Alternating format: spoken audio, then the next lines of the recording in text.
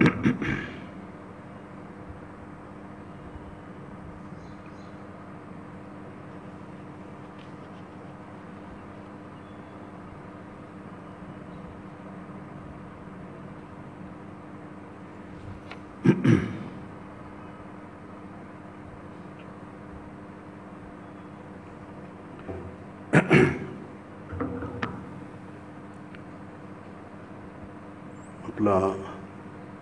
मासिक प्रवचनमालेचा विषय आहे भगवद्गीता आणि स्वामी विवेकानंदांचा कर्मयोग याचं चिंतन.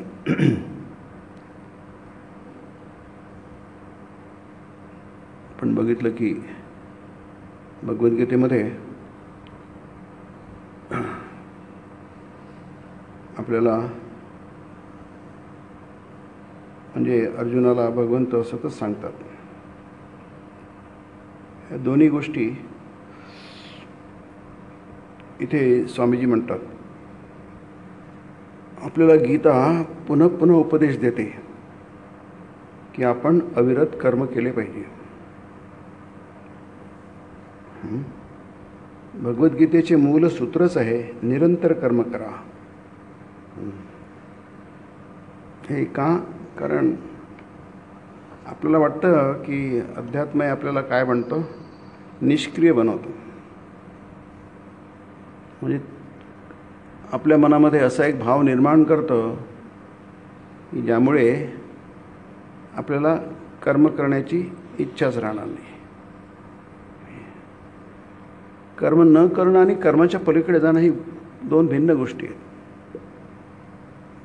म्हणून स्वामी म्हणतात निरंतर कर्म करा, पण त्यात आसक्त मात्र होऊ नका. आपण ज्याला कर्म म्हणतो त्याच्यात आसक्त होतो. आता आसक्त हा शब्द खूप समजायला कठीण आहे, फार व्यापक शब्द आहे, पण तो समजून घेणं फार आवश्यक आहे. कारण त्यानेच आपण सगळं फेल्युअर होतो. आपण जीवनामध्ये अपयशी होत्याचं कारण हे आहे, कर्मामुळे आपण अपयशी होत नाही. फळामध्ये आसक्त होतो, त्यामुळे आपण अपयशी होतो. आता हे समजायला कठीण आहे, विशेष आहे, सहजपणे समजू शकत नाही आपण. म्हणून ते समजून घ्यायला पाहिजे. कोणतंही शास्त्र, विशेष करून वेदांत, हा वेदांत तुम्हाला तुमचं जीवन यशस्वी करण्यासाठी, अपयशी करण्यासाठी नाही आहे. वेदांत तुम्हाला तुमचं सर्वोच्च ध्येय सांगतो. तुम्हाला कुठे पोहोचायचं आहे आणि ते प्राप्त करून घ्या. उत्तिष्ठत जाग्रत प्राप्य वरान निबोधत. उठा, जागे व्हा आणि आपलं ध्येय गाठेपर्यंत थांबू नका. मूळ उपनिषदामध्ये आहे, नचिकेत्याला यमराज सांगतात वरान निबोधत. जाणकार माणसांकडे जा, तज्ज्ञांकडे जा, विद्वानांकडे जा. वरान निबोध, वरान म्हणजे श्रेष्ठ लोकांकडे. निबोधत म्हणजे नीट जाणून घ्या, नाही तर तुम्ही गोंधळात पडाल की नाही. माणसं न जाणल्यामुळे मूर्खासारखे वागतात आणि जाणल्यामुळे सुद्धा मूर्खासारखे वागतात नाही. तुम्हाला तुमचं शास्त्रच, शास्त्रावरची श्रद्धा आणि आस्थाच तुम्हाला काहीतरी वाईट करायला लावेल. जसं आपण काही त्याला अब्राहमिक रिलिजन म्हणतात. त्यांची शास्त्र तशी आहे की माणसं चांगले बनायचे वाईट बनतात. जी वाईट गोष्ट आहे ती देवाचा आदेश आहे. मग काय तुम्ही, देवाचा आदेश आहे मारा लोकांना, मारा, कत्तली करा, कत्तली करा, देवाचा आदेश आहे. भगवद्गीता देवाचा आदेश आहे. भगवद्गीता भगवंतांनी सांगितलेली बाब आहे ती. अर्जुना युद्ध कर, सगळ्यांना मारून टाक, देवाचा आदेश आहे, मारून टाका. पण ते शास्त्र नाही होऊ शकत. जे तुम्हाला वाईट करायला लावतो, चुकीचं करायला लावतो, इमॉरल, अनएथिकल करायला लावतो, ते कसं चांगलं असणार? तो कसा धर्म असणार? मग निरंतर कर्म करा. आपण बघतोय निरंतर कर्म करा म्हणजे मग ते आलंच की. इथे म्हटलं आहे, स्वामीजी म्हणतात की आपण असे कोणतेही कर्म करू शकणार नाही की ज्यात कुठेच काही भले नाही. वाईटात वाईट करून सुद्धा काहीतरी भलं असतंच. आणि परत म्हणजे पुन्हा असे सुद्धा एकही कर्म असू शकणार नाही की ज्या योगे कुठेतरी कुणाचे ना कुणाचे तरी काही बुरे होणार नाही. काहीतरी वाईट, किती चांगलं असलं तरी बुरं होईना, वाईट होईलच. प्रत्येक कर्म शुभाशुभाचे संमिश्रण असणार हे अगदी अपरिहार्य आहे. ही वेदांताची एक खूबी आहे, वैशिष्ट्य आहे. हे जर माणसाला समजलं तर तो कट्टर होणार नाही. जगामध्ये कट्टरपणा फार जास्ती आहे आणि दुर्दैवाने धर्माच्या नावाखाली आहे. याचा अर्थ लोकांना धर्म समजलाच नाही आहे. ती चूक धर्माची नाही आहे, ती लोक माणसाच्या मेंदूची, बुद्धीची आहे. त्याला धर्म समजून घेण्यासाठी पेशन्स नाही आहे. पटकन आम्हाला आत्ता सगळं समजलं पाहिजे. तुम्ही चुटकी वाजवता काही होत नाही. तुम्ही चुटकी वाजवू शकता, चुटकी म्हणून, पण त्याच्या पलीकडे काही होत नाही. चुटकी वाजवली तेवढा चुटकीपुरत आवाज होईल, त्याच्या पलीकडे काही होत नाही. त्यासाठी तुम्हाला इथे म्हटलं अविरत कर्म करा, न थांबता. अविरत म्हणजे न थांबता, कुठेही थांबू नका. Till you reach the goal, arise, awake and stop not. Till the goal is reached. कुठेही थांबू नका. तुमचं ध्येय आधी पक्कं करा आणि सतत वाटचाल करीत राहा. तुम्ही कधी ना कधी जाऊन पोचणारच, नक्कीच पोचणार. परंतु इथे म्हटलं आहे शुभाशुभ फलैर, गीतेमध्ये आहे शुभाशुभ फलैरेवम मोक्षसे कर्मबंधने. चांगलं आणि शुभ म्हणजे चांगलं, अशुभ म्हणजे वाईट. काही केलं तरी दोन्ही घडणारच. ही प्रकृती आहे, हे जग आहे. हे जग काही तुम्ही घडवलं नाही आहे, मी घडवलं नाही. या रचना मी नाही केलेली, या जगाची तुम्ही पण नाही केलेली. एका विशिष्ट लॉनी, नियमाने ही जगाची रचना झाली आहे आणि ते आपल्याला माहीत करून घ्यायला पाहिजे. तेच भगवद्गीता सतत सांगते. ते तुम्ही नाही सांगितलं तुम्ही फ्रस्ट्रेट व्हाल. मी माणसाच्या जीवनामध्ये फ्रस्ट्रेशन येतं, त्याच्यामध्ये विफलता येते. विफलता आली की औदासीन्य येतं, नैराश्य येतं. भगवद्गीता किंवा कर्मयोग नैराश्य घालवते. माझ्याकडे खूप मुलं येतात. कालच 2-4 मुलं आली होती. तोच विषय, एकच विषय आहे की आमचं मन काय तेच एकाग्र होत नाही, भरकटतं, नैराश्य आहे. याचं कारण काय आहे? याचं कारण आपल्याला समजलेलं नाही आहे. गीतेमध्ये पण फार छान आहे की आपलं दिवसभरामध्ये आपण बदलत असतो. सकाळी उठल्यापासून झोपेपर्यंत सतत बदलत असतो. म्हणजे आपलं मन बदलत असतं, हे आपल्याला माहीत पाहिजे. आपण धरून चालतो की आपल्याला सगळंच माहिती आहे, आपल्याला काही माहीत नाही आहे. हे कळलं पाहिजे की आपल्याला काय माहीत नाही आहे. ना आपल्याला स्वतःविषयी माहीत आहे, ना आपल्याला जगाविषयी माहीत आहे, या सृष्टीविषयी माहीत आहे, या ब्रह्मांडाविषयी माहीत आहे, काही माहीत नाही आहे. तरी आपल्याला जगामध्ये यशस्वी व्हायचं आहे. तुम्हाला काहीच माहीत आहे, तुम्ही यशस्वी हाल कसं आहे? तुम्हाला क्रिकेटविषयी काहीच ज्ञान नाही आहे. पिच कशाला म्हणतात, की नाही, अमुक बॉल कशाला म्हणतात, तमुक बॉल विकेट कशाला म्हणतात, लॉंग लेग कशाला म्हणतात, स्लिप कशाला म्हणतात, काहीच माहीत नाही आहे. आणि तरी तुम्हाला चांगलं क्रिकेटर व्हायचे आहे. तुम्ही कसे क्रिकेटर होणार? या जगामध्ये आपल्याला राहायचं आहे आणि यशस्वी व्हायचं आहे. परंतु जगाची काहीच माहिती नाही आहे. आपल्याला मनाचीच माहिती नाही आहे, या ब्रह्मांडाचीच माहिती नाही आहे. त्याचे नियम माहीत नाही आपल्याला. नाही, याचे नियम माहीत नाही तर मग आपण कसे काय यशस्वी होणार? मग जे काही यश मिळतं ते मिळतं, मिळत नाही असं नाही आहे, पण त्याला यश म्हणायचं असतं, ते खरं यश नसतं. हे आपल्याला गीता सांगते. प्रकाशांच प्रवृत्तींच मोहमेव च पांडव. की नाही, प्रकाश म्हणजे सत्वगुण, तो प्रकाशयुक्त असतो. की नाही, हा जसा आता हा इथे हा हॉल आहे, इथे बरेचसे दिवे लावले आहेत, आणि हा कायचं नाव शिवा, त्याने 2 दिवे आणखी लावतोय. की नाही, कमी पडले, त्याला वाटतं इतकं बरं आहे, आणखी पाहिजे, 2 दिवे पाहिजे, त्याने 2 दिवे आणखी लावले, म्हणजे आणखी प्रकाश वाढलेला आहे. की नाही, याचा अर्थ काय, जो अंधार आहे तो कमी झाला आहे किंवा नाहीसा झालेला आहे. की नाही, प्रकाश काय करतो, अंधार नाहीसा करतो. तुम्हाला अंधार नाहीसा करायला काही मंत्र म्हणावे लागत नाही किंवा चुटके वाजवावं लागत नाही, काही करावं लागत नाही.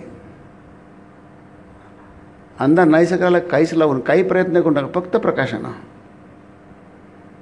म्हणजे काय होईल, प्रकाश आणणं याचा अर्थच अंधकार दूर करणं. त्याला गीतेमध्ये म्हटलं आहे प्रकाशांच, च म्हणजे आणि, प्रवृत्तींच, प्रवृत्ती म्हणजे क्रियाशीलता. क्रियाशीलता आली की अकार्यशीलता गेली. तुम्ही कर्मशील झाले की तुमच्यामधली निष्क्रियता पळाली. बरोबर आहे ना. मोहमेवच, आणखी एक तिसरा आहे भाव. या अध्यायाची सुरुवातच तशी केलेली आहे, दुसऱ्या अध्यायाची. आपापल्या कर्मक्षेत्रात कोणी कनिष्ठ नाही. Each one is great in is on place. मोह म्हणजे भ्रम, डेल्युजन. तुमच्यात मोह आला जसं तो अर्जुनाच्या जीवनात आला होता. मग तो प्रकाश पण गेला आणि क्रियाशीलता पण गेली. गीता ते सांगतं ना, धर्मसम्मूढ चेता. हा, आम्हाला काय करायला पाहिजे आणि काय केलं सुचत नाही. अर्जुना, कृष्णा, त्याला युद्ध करायला तिथे आला, तो सगळ्या तयारीने आला, उत्साह भरपूर आहे. जसं घोडे रेसिंगच्या आधी फुरफुरतात, केव्हा दौडायला मिळेल, केव्हा युद्ध सुरू होईल, असं त्याला झालं आहे. जसं आपण परीक्षेच्या हॉलमध्ये बसतो, सगळं झालं आहे, आता पेपर तर हातात आले पाहिजे, क्वेश्चन पेपर आले तरच पुढचं भाग होईल ना. आपण आले की सुरुवात करतो, पटपट पटपट लिहायला सुरुवात करतो, कारण त्याची वाट पाहत असतो. आपल्याला उत्तरपुस्तिका आलेल्या असतात, ॲन्सर पेपर्स आले, पण प्रश्नपत्र पाहिजे. ॲन्सर पेपर लिहिणार काय, तुमच्यावर प्रश्न पडला तुम्ही लिहिणार. सगळं तयार आहे, बस आता गीता म्हणते प्रवृत्ते शस्त्र संपाते धनुरुद्यम्य पांडव. पांडव म्हणजे अर्जुन. काय सुंदर, प्रवृत्ते शस्त्र संपाते, काय सुंदर आहे बघा. आता शस्त्र चालायला सुरुवात होणार, संपाते शस्त्र संपाते. धनुरुद्यम्य, तरी धनुष्य हातात घेतलं म्हणजे आता काय राहिलं आहे, बस बाण सोडायचं बाकी राहिलं आहे, आणखी काहीच नाही आहे. अगदी सरळ असा सोपी गोष्ट आहे. पण अशा वेळी सगळंच काही बिघडून गेलं. बघा, एक निगेटिव्ह गोष्ट आली सगळं बिघडून जातं. आमच्या ते एका भक्ताची मुलगी औरंगाबादच्या शासकीय रुग्णालयामध्ये शिकत होती. आता 2-3 वर्ष काहीतरीच आहे. तिच्या मैत्रिणी दिला काहीतरी डोक्यात शिरून दिलं की कशाला तू करते डॉक्टर वगैरे, हे कर ते कर वगैरे. मग झालं, ती पूर्णपणे तिच्या डोक्यात इतकं झालं की ती म्हणजे मला डॉक्टर व्हायचंच नाही.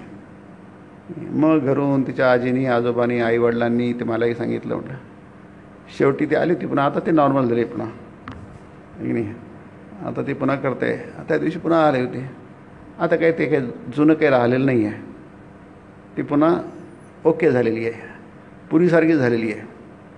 पण एक निगेटिव्ह विचार, एक किडा जर तुमच्या मेंदूमध्ये शिरला तर तुमचं सगळं इकडे करून टाकू शकतो, की नाही, होत्याचं नव्हतं करून टाकू शकतो. इतकं तर पॉवरफुल. त्याला म्हणतात मोह. प्रकाशंच प्रवृत्तींच मोहमेव च पांडव. नाही, हा जो मोह आहे हा माणसाला होता की नव्हता करून टाकतो, की नाही. म्हणून हे तिन्ही गुण तुमच्यामध्ये आहेत. काय ब्युटिफुल आयडिया बघा. आपल्याला काहीच माहीत नाही आहे, की नाही, आणि तिन्ही प्रभावी आहेत. जसं आपण थोडंसं ढोबळ उदाहरण घेतलं की सकाळ झाली, तुम्ही झोपेतून उठले. काही लोकांना छान झोप लागते, बहुतेकांना लागते, आहे की नाही. चांगले दगडासारखे झोपतात पुष्कळ लोक, आहे की नाही. एकदम गाढ झोप लागते. भाग्यवान लोक आहेत. चांगली गाढ झोप लागणे भाग्याची गोष्ट आहे, देवाची कृपा आहे. या देवी सर्वभूतेषु निद्रारूपेण संस्थिता नमस्तस्यै नमस्तस्यै नमस्तस्यै नमो नमः. त्या देवीला माझा प्रणाम असो, पुन्हा पुन्हा प्रणाम असो, जी देवी आमच्या जीवनामध्ये निद्रारूपाने अवस्थित आहे. काय कल्पना बघा, आहे की नाही. मातृरूपेण संस्थिता, आईच्या रूपामध्ये आमच्या जीवनामध्ये संस्थित आहे. ती देवी, आमचं जीवन देवीने सगळं भरून टाकलेलं आहे. मग चांगली झोपत असेल तर भाग्याचं लक्षण आहे. मग सकाळी उठल्याबरोबर आपण काय असतो, आम्ही फ्रेश आहोत. आणि चहा वगैरे पिला तर मग आणखी फ्रेश होऊन जातो. मग चहाची वाटच पाहत असतो केव्हा चहा येईल. चहा आपल्याला आणखी फ्रेश करून टाकतो. आपण आंघोळ करतो, अगदी फ्रेश होतो. म्हणे आपण काय लागतो. काही लोक पूजापाठ करतात सकाळी. सकाळची वेळ त्यासाठी असते, त्याला ब्रह्ममुहूर्त म्हणतात. ब्रह्ममुहूर्त आधीचा असतो, पहाटेचा असतो, त्याला ब्रह्ममुहूर्त म्हणतात. ब्रह्ममुहूर्त म्हणजे ती वेळ ज्यावेळी तुम्ही स्वतःच्या स्वरूपाचं चिंतन करा. त्यावेळी इतर दिवसभरात तुम्हाला नाही, तर दिवसभरात आपण व्यस्त होऊन जातो, आपलं मन विखरून जातं, चंचल होऊन जातं. सकाळचं मन शांत असतं, सकाळची वेळ शांत असतं, म्हणून त्याला ब्रह्ममुहूर्त म्हणतात. त्यावेळी तुम्ही व्यक्ती नाही, तुम्ही ब्रह्मांड आहात, आणि या शरीरात नाही, तुम्ही शरीराच्या आत आहात, शरीराच्या बाहेर आहात, तुम्ही नाही कुठे. त्याला ब्रह्मतत्व म्हणतात. त्याचं चिंतन करा. इतकीशी होऊ नका. विशाल वा नाल्पे सुखमस्ती भूमा वै तत्सुखम, उपनिषद म्हणतात. एवढंसं होऊ नका. तुमच्या डोळ्यासमोर एवढंसं काही ठेवू नका, विशाल ठेवा. भूमा वै तत्सुखम, अल्पमध्ये नाही. आपण अल्पसंतुष्ट असतो. एवढं झालं, हां झालं, पुष्कळ झालं. हा तर हा जेव्हा बुद्धीचा, शारीरिक क्षमतेचा, मानसिक क्षमतेचा प्रश्न येतो तेव्हा आपल्याला जास्ती पलीकडे उडी मारता येणार नाही. तुम्हाला 10 फूट उडी मारता येते, 10 फूटच मारता येईल, 11 फुटावर नाही मारता येणार. ती तुमची क्षमता नाही आहे.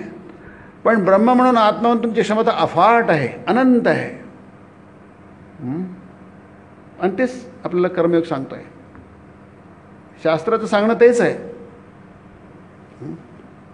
की तुम्ही, तुमच्या बुद्धीच्या मर्यादा आहेत, वैचारिक मर्यादा आहेत, शारीरिक मर्यादा आहेत, मानसिक मर्यादा आहेत. हे ॲक्सेप्टेड, स्वीकारलेलं आहे.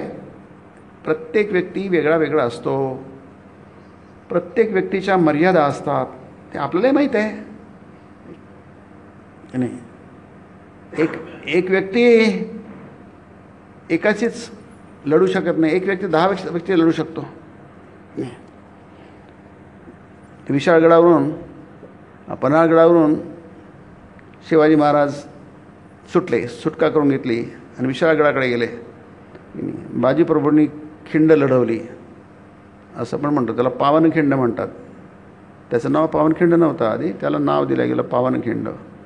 कारण त्या खिंडीमध्ये एक अतिशय महान यज्ञ, पवित्र कृत्य घडलं, म्हणून त्याला पावनखिंड. यज्ञ हे अत्यंत पवित्र असतं. यज्ञक्रिया ही अतिपावन क्रिया असते. आपल्याला ती शुद्ध करते, पवित्र करते. तिथे यज्ञ केला गेला. काय यज्ञ केला गेला? बाजीप्रभूंनी दोन्ही हातांनी सगळं सैन्य थोपवून धरलं एका माणसाने. काही थोड्याशा सैन्याने एवढं मोठं सैन्य थोपवून धरलं. जोपर्यंत शिवाजी महाराज विशाळगडावर गेले, तिथून तोफेचा आवाज, तिथे काही सोपी नव्हतं पोहोचणं. तिथे गेल्यानंतर त्यांनाही लढावं लागलं, पण जे काय असो. आणि मगच त्यांनी आपला प्राण सोडला. आणि ते कर्तव्य आहे, ते यज्ञ आहे. तो काही ना काहीतरी कराल तुम्ही, केव्हा ना केव्हा तुम्ही मराल तुम्ही. पण मरण्याच्या आधी किंवा मरताना काहीतरी महान करून जा. मरण काही चुकणार नाही की नाही, पण तुमची लघुता मात्र चुकू शकते की नाही. अल्पे सुखम नाल्पे सुखम असती, अल्पे सुखम न असती. छोटंसं नाही काहीतरी, प्रत्येकाकडे काही ना काही ते करू शकतो तो, त्याचं जेवढं आहे. परंतु एक तुमचं मूळ स्वरूप म्हणून तुम्ही नेहमीच अनंत आहात. तिथे काही तुमची शारीरिक मर्यादा, मानसिक मर्यादा याला इतकं महत्त्व नाही आहे. हे गीतेमध्ये आपल्याला आपण नेहमीच बघतो.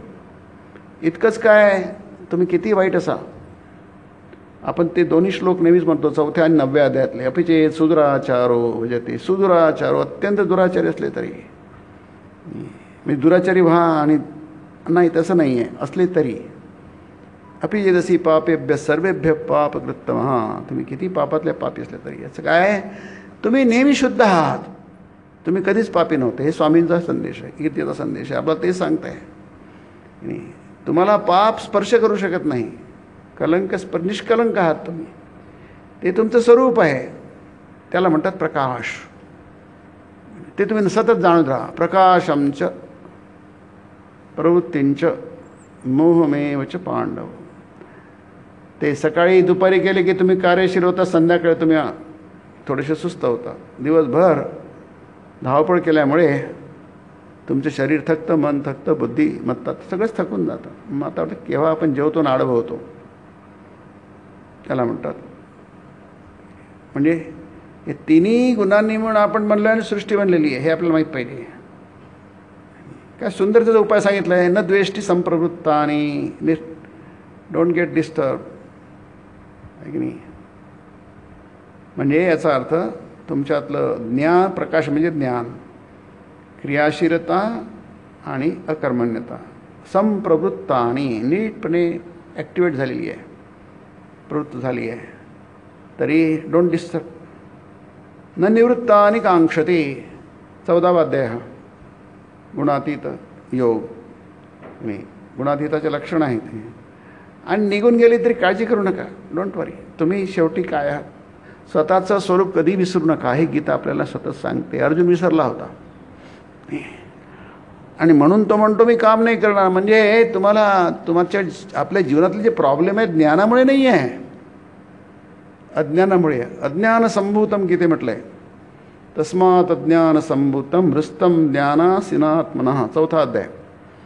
म्हणून अर्जुना, अज्ञान संभूतम, तुमच्यातले प्रॉब्लेम अज्ञानामुळे आहे. अज्ञान म्हणजे तुम्ही अनएज्युकेटेड आहात, तुम्ही परीक्षा पास झाले नाही आहे नाही, त्याला नाही अज्ञान नाही म्हणत.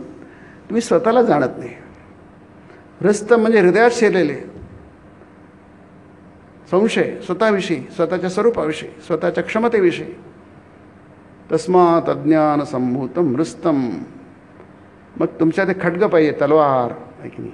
शत्रूला मारायचं म्हणजे त्याला ज्ञानासिनात्मनः म्हटलंय.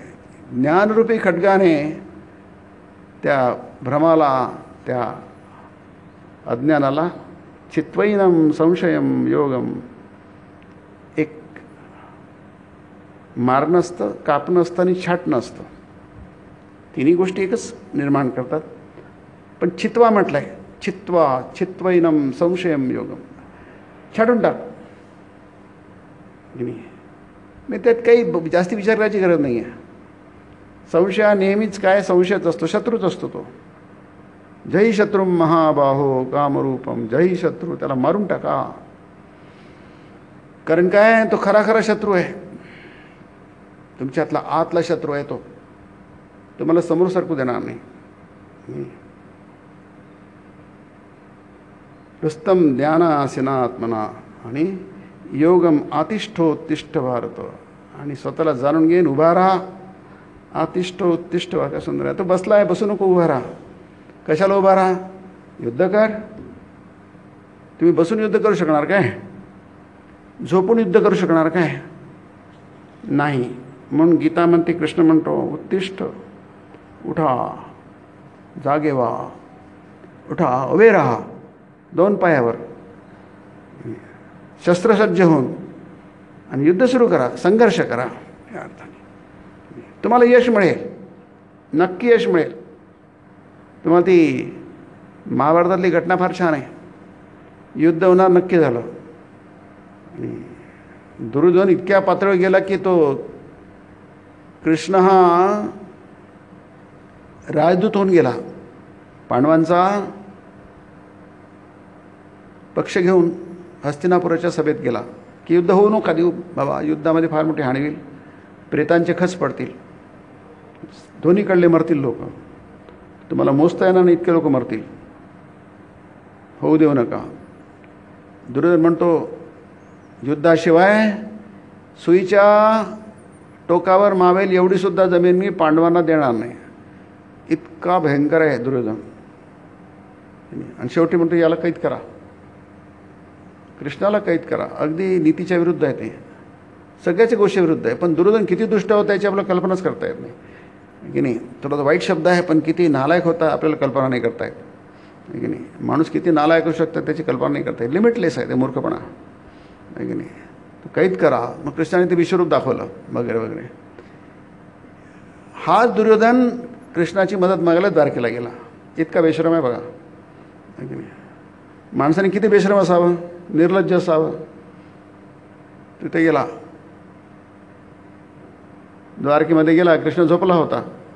तुम्हाला ती गोष्ट ज्यांनी थोडंफार महाभारत वाचलं त्यांना माहीत पाहिजे, सगळ्या गोष्टी माहीत पाहिजे.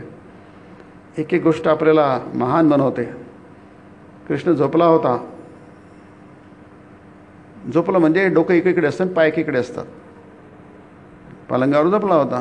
बरोबर, त्याला काय तो ऐश्वर्यवान पुरुष आहे. दुर्योधन गेला आणि त्याच्या उशाशी गेला. अरे हा वाहतोय, केव्हा उठेल. त्याला कृष्णाची मदत पाहिजे आहे लढण्याला. कृष्ण आपल्या पक्षाला यावं, त्याच्या सैन्यासह. नारायणी सेना. आणि थोड्या वेळाने अर्जुन गेला. अर्जुन बघितलं दुर्योधन इथं आधीच आलाय. कशाला दुर्योधन आलाय समजायला की अर्जुनाला काही कठीण नाही. त्याला माहिती आहे दुर्योधन कशाला आलाय. कृष्णाला आपल्या पक्षाला घ्यायला आहे. अर्जुन बिचारा खूप दुःखी झाला. अरे मला थोडासा उशीर झाला. अशा गोष्टीमध्ये कशी उशीर करायचा असतो मी. अशा गोष्टीमध्ये उशीर नसतो करायचा. उशीर केलं एका मिनिटाचा उशीर सगळं बिघडून टाकतो. काही काही गोष्टी फार महत्त्वाच्या असतात. कृष्णाला अर्जुनाने आधीच सांगायला पाहिजे. कृष्णा तू आमच्या पक्षात लढणार बरं. वनपर्वामध्ये माहीत होतं युद्ध होणार. याच्यानंतर विराट पर्वानंतर झालं होतं की उद्योग पर्वामध्ये युद्ध होणार हे नक्की झालं होतं. मोठी सभा भरली होती. त्याचवेळी कृष्ण होता, बलराम होते. त्यावेळी सांगितलं असतं युधिष्ठिराने, कृष्णा तू आमच्याकडनं लढणार बघ, तुम्ही आत्ता तुला आमंत्रण देतो, जाऊ द्या. दोघेजण गेले तिथे. अर्जुन नंतर पोचला. अर्जुन दुःखी झाला. पण कृष्ण जसा उठला, अरे अर्जुना केव्हा आलास तू, मला माहीतच नाही, कळवलं का नाही रे. अर्जुनाचा मित्र आहे कृष्ण. अर्जुनाचा अत्यंत निकटचा मित्र आहे. दोघं एकच आहे. अर्जुन आणि कृष्णा अर्जुन हो म्हटलं गीतेमध्ये. दोघे एकच आहे. इतकं त्यांचं सख्यत्व आहे. ही बोलायला लागला. दुर्योधन तो अरे कृष्णा मी आलोय पहिले, माझा हक्क आहे.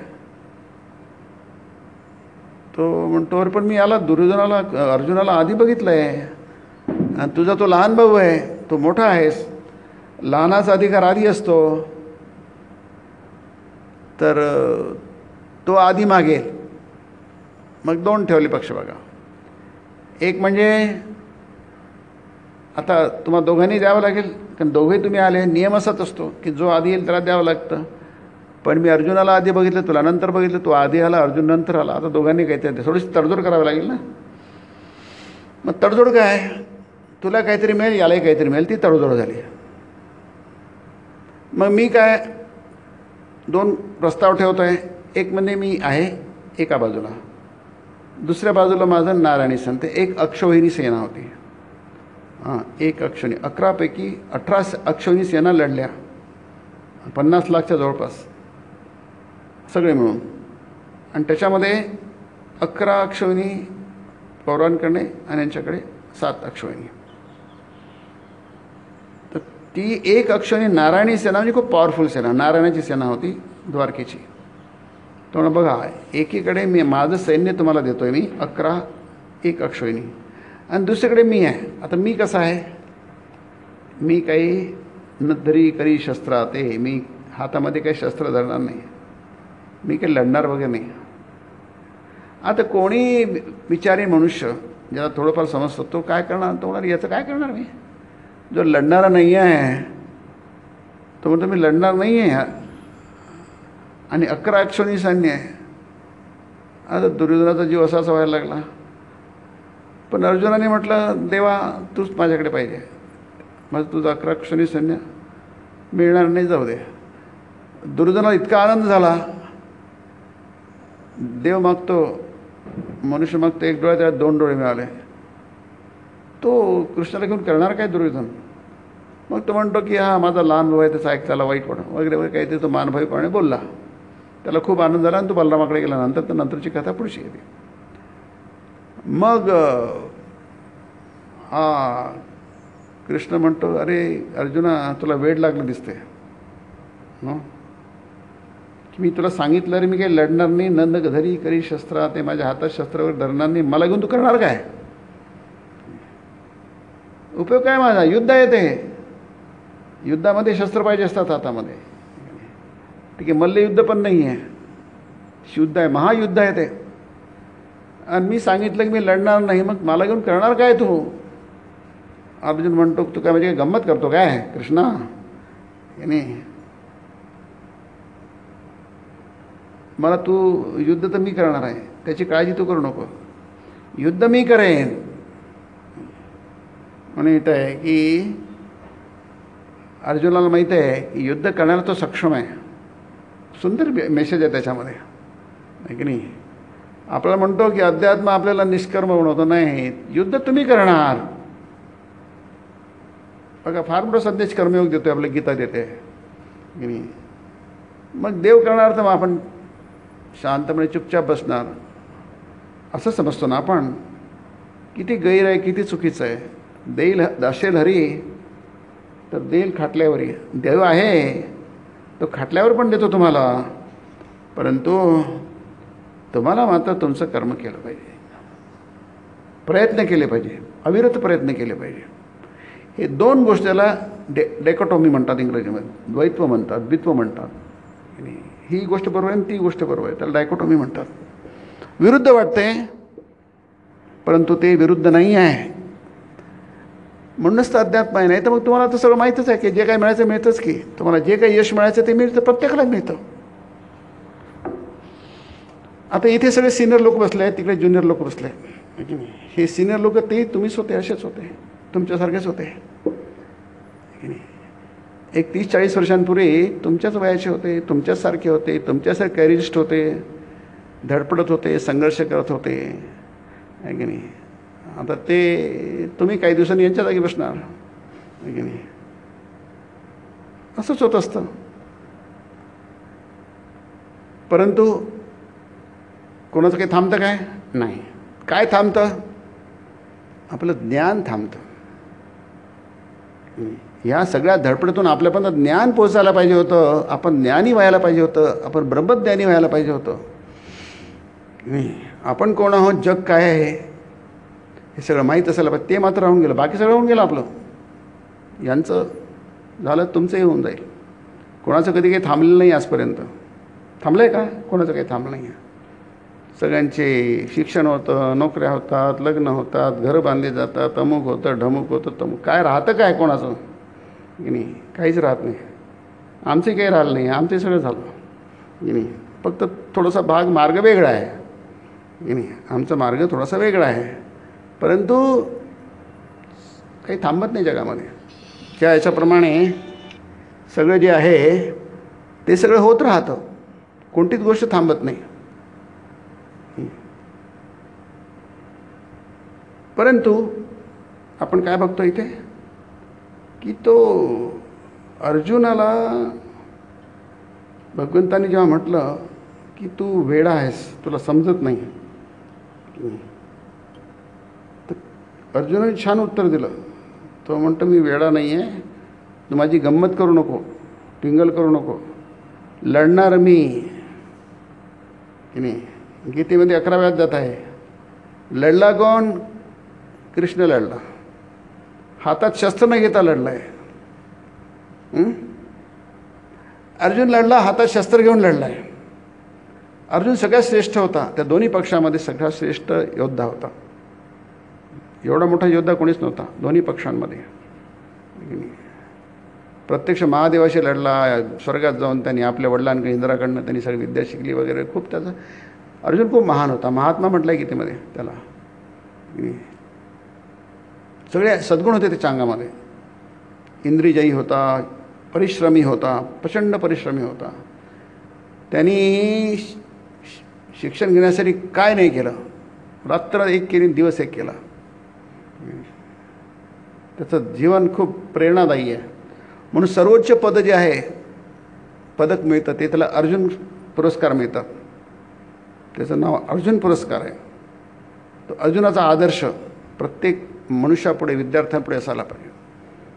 कसे परिश्रम केले जातात, कसे माणसं पागल व्हायला पाहिजे मिळवण्यासाठी. आणि अर्जुनाला आळस माहीत नव्हता म्हणून त्याला गुडाकेश म्हणतात. गुडा म्हणजे निद्रा. तो झोपत नव्हता, रात्रंदिवस परिश्रम परिश्रम परिश्रम. आता लाईट आहे, दिवे आहेत, त्या काळात कुठे लाईट होते? दिवे नव्हते. त्याला अंधार पडला की त्याचं सराव थांबायचा, प्रॅक्टिस थांबायची. आपला रात्र वाया गेली. एक दिवस तो आपल्या त्यावेळी राजे राजकुमारसुद्धा जो गुरुकुलात राहायचे. त्याला कोपऱ्यात काहीतरी आवाज आला, खुडखुडखुड आवाज आला. म्हणलं उंदर बिंदर पडत असते की तिकडे. आवाज जास्त यायला लागला. अंधकार, कच्चा अंधकार होता. तो जाऊन बघतो कच्चा, त्याला काहीतरी कुठला कच्चा आवाज आहे, तो थांबत का नाही. जाऊन बघतो तो, त्याला दिसलं की आपला तो दादा आहे भीमसेन, त्याचा मोठा भाऊ होता. तिथं बसलं. ए दादा, तू काय करतो इथे अंधारामध्ये? चुप बस, मी खीर खातोय. त्याला भीमसेनाला खीर खूप आवडायची. खीर आवडते. एवढ्या अंधारात, एवढा गच्चा अंधार आहे आणि तू खीर खातोय, तुला खीर कशी खाता येते एवढ्या गच्चा अंधारामध्ये? मला त्यात काय कठीण आहे? खीर खायची आहे मला, अंधाराचा काय संबंध आहे? अंधारात खीर खाणं काय कठीण आहे? तोंडाला लावायचं आणि खीर खायची का? पण अंधारात मी त्याला काय करू? मला खीर खायची आहे. अंधार आहे ते अंधार आहे, मला खीर खाणं थांबता येत नाही. आणि खरोखरच की आपल्या अंधारात जर ज्या लोकांना दिसत नाही ते लोक अंधारात जेवू शकतात. आपला हात काही इकडे जाणार नाही, इकडे जाणार नाही, तोंडातच जाईल आहे. याचं कारण आहे, त्याला म्हणतात सराव, त्याला म्हणतात अभ्यास. अभ्यास शब्दाचा अर्थ काय आहे? तो निरंतर केला जातो, त्याला अभ्यास म्हणतो. गीतेच्या 6व्या अध्यायामध्ये आहे, स्वनिश्चयेन योक्तव्यो योगो निर्विण्ण चेतसा. आणि तुमचं मन अनिर्विण्ण चेतसा, काही कंटाळा येऊ देऊ नका. सनिश्चयेन, अगदी दृढतेने, पक्केपणाने मनात दृढता करू. आता तुम्ही ते बसता बघा, मुलं सगळी एकदम बसायचंच 10 तास 15 तास. काही लोक खूप अभ्यास करतात. त्याला म्हणतात अभ्यास सनिश्चयेन योक्तव्यो. जुंपून घ्या. योक्तव्य म्हणजे स्वतःला जुंपून घ्या. सुंदर शब्द आहे योक्तव्यो. योग हा अनिर्विण्ण चेतसा. तुमचं मन असं पाहिजे की ती कंटाळाच नाही. कंटाळा कशाला म्हणतात माहीतच नाही. अर्जुन डोक्यात प्रकाश पडला. अरे खरंच की अंधारामध्ये खीर खाता येते, अंधारामध्ये आपला अभ्यास का नाही, सराव का नाही करता येणार? मग त्यांनी शब्दभेदीचा अभ्यास केला, अंधारात अभ्यास केला. हा म्हटलं आता अंधारात आपल्याला काही रात्र वाया जात नाही. त्याला निद्राजयी होता, निद्रेवर त्याचा ताबा होता. इंद्रियांवर त्याचा ताबा होता. अर्जुन म्हणतो लढण्याचं काम माझं आहे, मग मी काय करू? तू लढणार आहे तर मग मी काय करू? माझं काय, मला घेऊन तू काय करणार? तू काय घेऊन माझ्याजवळ फक्त राहा, फक्त माझ्यापाशी थांब, बाकीचं काम मी करेन. तुझ्या पाशी राहा म्हणजे माझ्या रथावर बस, माझ्या रथाचं सारथ्य करून जवळ राहील तू. म्हणून त्याला पार्थसारथी म्हणतात कृष्णाला. की नाही, जो पार्थाचा सारथी आहे तो पार्थसारथी आहे. की नाही, अर्जुनाच्या रथ हाकणारा हा पार्थसारथी होता. की नाही, किती छोटं काम आहे बघा. हे सगळे मोठे मोठे काम आहे प्रत्येकाकडे, आणि कृष्णाकडे किती छोटंसं काम आहे. घोडे हाकणं हे काही काम आहे का? हे फार छोटं काम आहे. ड्रायव्हर की नाही, प्राईम मिनिस्टरचा ड्रायव्हर, त्याला काय आहे, ड्रायव्हर आहे तो, ड्रायव्हरच आहे शेवटी. त्याचा काय, त्याचं प्रतिष्ठा काय आहे, ड्रायव्हर आहे. पण कृष्णाने ते आनंदाने स्वीकारलं. कृष्ण हा जसा गाईचं हृदय जाणणारा होता तसं अश्वहृदय जाणणारा होता. त्याला अश्वविद्या म्हणतात. नाही, अश्वविद्या. घोडे काय उगाच चालणार नाही, ते घोड्याचं तसं त्याला अश्वहृदय म्हणतात. अश्वहृदय, अश्वविद्या. ते कृष्ण मोठा सारथी होता, गाजलेला होता सारथी. त्याची बहीण पण गाजलेली सारथी होती. कोण? कृष्णाची बहीण कोण होती? सुभद्रा, जिला अर्जुनाने पळवून आणलं होतं. तिचं सारथ्य तिनेच केलं. कृष्णाने सांगितलेलं पळवून घेऊन जा, तुला पाहिजे, आवडली आणि तिला पळवून घेऊन जा. रथ कोण हाकेल? ती हाकेल, ती चांगली सारथी आहे, माझ्यासारखी चांगली सारथी आहे. शल्य हा चांगला सारथी होता. सारथी घोडे हाकणं गंमत नव्हती त्यावेळी. असो, तू फक्त माझ्याजवळ राहा, बाकीचं लढण्याचं काम मी करेन, तू माझ्या रथाचा सारथी राहा. ती कल्पना किती सुंदर होती बघा. म्हणून ते सगळं अर्जुनाचा जो म्हणतो मी लढणार नाही, तेव्हा कृष्ण तिथे नसता तर तुम्ही कल्पना करा काय झालं असतं. युद्ध सुरू होण्याच्या आधी तो सगळा प्रकार घडला. गीता युद्ध सुरू होण्याच्या आधी गेली, सांगितल्या गेली. लक्षात घ्या की नाही, ही भीष्मपर्वामध्ये येते. भीष्मपर्वणी, ही भीष्मपर्वामध्ये येते.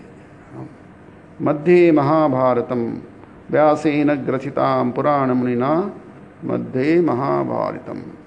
भगवंतानी ही गीता दोन्ही पक्षांच्या सैन्यांच्या मध्ये, सेनयो उभयोर्मध्ये प्रथम स्थापन, दोन्ही सैन्यांच्या मध्ये उभयोमध्ये रथ उभा केला आणि तिथे कृष्णाने अर्जुनाला गीता सांगितली की नाही. त्याच्यानंतर युद्ध झालं. त्याच्यानंतर थोडंसं झालं आणखी, ती गोष्ट पुढची आहे पण आपण त्याला घेऊ नये. पण युद्ध त्याच्यानंतर झालेलं आहे, गीता सांगून झाल्यानंतर झालं आहे. आणि कृष्ण काय म्हणतो, मयैव एते निहता पूर्वमेव. अर्जुना हे सगळे मेलेले आहेत. मया एव एते निहता पूर्वमे. हता नाही, निहता. एकदम किल्ड कम्प्लिटली, बुचड कालीद होती की नाही. सगळे मेलेले आहेत तिथे. मया एव, माझ्याकडूनच. तृतीय आहे, मया एव, माझ्याकडूनच. हे मया एव निहता. हता म्हणजे मारणं, निहता म्हणजे हता हत्या. तुम्हाला माहिती आहे, हत्या शब्द हतापासून आले. हत हा संस्कृत शब्द आहे, त्यापासून हत्या शब्द आला. निहता केव्हा? पूर्वमेव, आधीच होऊन गेलं. अरे युद्ध सुरू झालं नाही, आता तर अजून काही झालं नाही, युद्ध सुरू नाही. युद्ध सुरू होण्यानंतर कृष्ण म्हणतो की युद्ध सुरू झालं नाही, पण माझ्यासाठी युद्ध संपलेलं आहे. त्यानंतर 18 दिवस युद्ध चाललं, महायुद्ध आहे. एवढं मोठं युद्ध झालं नाही की नाही. आणि त्या युद्धाचे परिणाम अजूनही आपल्याला जाणवतात आहे. क्षात्र धर्म पूर्ण संपून गेला, क्षत्रिय सगळे संपून गेले, ते संस्कार संपून गेले. त्याचा भारताला फार मोठी किंमत मोजावी लागली. नंतरसुद्धा पानिपतचं युद्ध झालं, फार मोठी किंमत मोजावी लागली. नंतर कित्येक वर्ष अजूनही 1761 साली पानिपतचं युद्ध झालं, तिसरं, अहमद शाह अब्दाली आणि मराठ्यांमध्ये. पण त्याचे पडसाद, त्याचे परिणाम अजूनही तुम्हाला जाणवतो. युद्ध छोटी गोष्ट नसते. त्यानंतर युद्ध झालं 18 दिवस. कृष्ण म्हणतो 11वा अध्याय, मया एव एते निहता पूर्वमेव. पूर्वमेव आधीचेच, माझ्याकडूनच. च आहे सगळीकडे, निश्चितपणे. आता सगळं युद्ध संपलं आहे, तू मारूनच टाकलं आहे, तर मला काय करायचं राहिलं आहे? तू मारून टाकलं आहे म्हणजे युद्ध संपलं आहे, आता मग करायचं काय राहिलं आहे? याला म्हणतात अध्यात्मनित्य, याला म्हणतात अनासक्ती. म्हणून इथे जे म्हटलं आहे की निरंतर कर्म करा, पण त्यात आसक्त मात्र होऊ नका. म्हणून तुम्हाला म्हटलं सुरुवातीला की अनासक्त हा शब्द संबंध खूप चुकीचा आहे, म्हणजे खूप कठीण आहे. तुम्ही जन्मभर समजण्याचा प्रयत्न कराल तुम्हाला थोडं समजू शकेल. मोह शब्द समजणं फार कठीण आहे. हे पारिभाषिक शब्द समजणं फार कठीण आहे, गंमत नाही आहे. तुम्ही खूप खूप खूप प्रयत्न करणार तेव्हा थोडं तुम्हाला समजायला लागतील ते. पण त्याच्या समजण्यावर सगळं आपलं जीवन अवलंबून आहे, समाजाचं जीवन अवलंबून आहे, समाजाचं देशाचं स्वास्थ्य अवलंबून आहे. आम्ही सर्वांना पुरून उरलो आहे स्वामीजी म्हणतात. पहिलं भाषण आहे ते चेन्नईला दिलं, त्याला मद्रासला दिलं ना, स्वामीजी परतून आले. आम्ही सर्वांना पुरून उरलो आहे, ह्याच्यावर पुरून उरलो आहे. सगळ्या जगातल्या सगळ्या संस्कृती सपाट झाल्या, काही शिल्लक राहिलं नाही. ते आक्रमणामुळे शतकानुशतके झालेले शेकडो आघात, झालेल्या शेकडो स्वाऱ्या, चालीरीतींमध्ये झालेले शेकडो बदल, या सर्वांना पुरून उरणारा हाच एक भारत देश आहे. मोठे स्टेटमेंट आहे की नाही. कशाच्या जीवावर तुम्ही पुरून उरले? अजूनही पुरून उरतो आहे. अजूनही सगळं जग आपल्या विरुद्ध दंड ठोकून उभे आहे. माहिती आहे तुम्हाला, तरुणांना माहिती आहे, सगळं जग आपल्या विरुद्ध आहे. आणि आपण काय जगाचं नेहमी कल्याण चिंतितो. पांडवांनी सतत कौरवांचं कल्याण चिंतिलं. त्यांच्या मनात काहीही मत्सर नव्हता, काहीही दुरावा नव्हता, त्यांच्याशी शत्रुत्व करण्यासारखं काहीच नव्हतं. एक उदाहरण म्हणून सांगतोय, पांडवांशी शत्रुत्व करण्यासारखं पांडवांमध्ये काहीच नव्हतं. ते महान म्हणजे अतिसभ्य होते, अतिसहनशील होते, अतिशुद्ध होते. हे 3 गुण स्वामींनी सांगितले. शुद्ध, pure, gentle and the tolerant. हे 3 गुण तुम्हामध्ये असतील की नाही तर तुमच्या आनंदामध्ये हजारो पटीने भर पडेल असं स्वामी म्हणतात. हा आधुनिक जडवाद तुम्हाला असहनशील बनवतो, दूषित बनवतो. प्युअर, जंटल आणि असभ्य बनवतो. त्याऐवजी माणसाला सभ्य बनवलं असतं, शुद्ध बनवलं असतं, सहनशील बनवतं. स्वामी आज जे जग आहे त्यापेक्षा हजारो पटीने सुखी झालं असतं. पांडवांमध्ये शत्रुत्व करण्यासारखं काहीच नव्हतं. आणि तो युधिष्ठिर तर पक्का म्हणजे काय म्हणतात असूनही तितका सभ्य होता, असूनही तितका सभ्य होता आहे की नाही. आणि म्हणून ते महायुद्ध घडलं. त्याची शत्रू काहीच नाही, पण जन्मभर कौरवांनी ते शत्रुत्व केलं. What is strange. भारताचं शत्रुत्व करण्यासारखं काहीच नाही आहे. इतका असभ्य देश आहे हा, इतका सहनशील, इतका शुद्ध देश आहे, काहीच नाही आहे देशाकडे. आता राजकारण सोडून देऊ, पण पाकिस्तानने लहानपणापासून मुलांना शिकवलं हा गंदा देश आहे, म्हणजे वाईट घाण देश आहे हा, हिंदू लोक घाण आहेत. लहानपणापासून त्यांना शिकवलं जातं. ज्यांना लहानपणापासून 43 पिढ्यामध्ये 4 पिढ्यामध्ये शिकवल्या गेलं त्यांच्यात शिरून गेलं ते की हिंदू लोक हे. म्हणजे उदाहरण म्हणून सांगतोय, अरे हा असा देश आहे की हिच्यामध्ये असं जगात एकही देश नाही आहे. हे जगाला केव्हा समजणार. वर्षत सकळ मंगळी ईश्वर निष्ठांची मांदियाळी अनवरत भूतळी भेटत. हा असली प्रतिज्ञा करणारा देश आहे की नाही. काय सुंदर आहे. पसायदान ज्ञानेश्वर माऊलींचं आहे, वर्षत सकळ मंगळी ईश्वर निष्ठांची मांदियाळी अनवरत भूतळी भेटत होता. काय वंडरफुल आहे. दुरितांचे तिमिर जावो विश्व स्वधर्म सूर्य लाहो, जो जे वांछील तो ते लाहो. प्राणी जात एक एक भी अद्भुत आहे की नाही. त्याची किंमत करता येणार नाही, त्याचं मोल करता येणार नाही. अशावर विश्वास ठेवणारा हा देश, शांतीप्रिय, जगाचं कल्याण चिंतणारा की नाही. आपण प्रार्थना करतो, सर्वेपि सुखिनः सन्तु. कोण प्रार्थना करतो जगातलं? सर्वे सन्तु निरामयाः सर्वे भद्राणि पश्यन्तु मा कश्चित् दुःख वाग्भवेत्. कोणाच्याही वाट्याला दुःख येऊ नये, सर्व सुखी व्हावे. आणि नुसतं म्हणत नाही, प्रार्थना करणे खरोखर आपली धारणा आहे, ती हिंदूंची धारणा आहे. सगळे जगातले सुखी व्हावे. सर्वेपि सुखिनः सन्तु. सर्वे, कुठेही काही कोणालाही ताप होऊ नये, कोणताही त्रास होऊ नये, रोग होऊ नये. सर्वे भद्राणि पश्यन्तु. सगळं चांगलं आणि सगळंच चांगलं पाहावं. आणि असं प्रार्थना नव्हतं तसं आहे जगात. असं एकही देश नाही, सगळं जग हा विरोधाभास. किती आश्चर्य आहे, पण ते आहे मात्र तसं. आहे, आपल्याला नाकारता येणार नाही. सगळं जग, बरं जग ठीक आहे, आपल्या देशातलेच लोक तसे आपल्या विरुद्ध उठलेले आहे, आपलेच लोक. पांडव काय कौरव नव्हते, पांडवही कौरवच होते, ते कुरुवंशातलेच आहे, त्यांचा मूळ पुरुष पुरू आहे, ययाती मूळ पुरुष आहे. कृष्णही त्याच वंशातला आहे.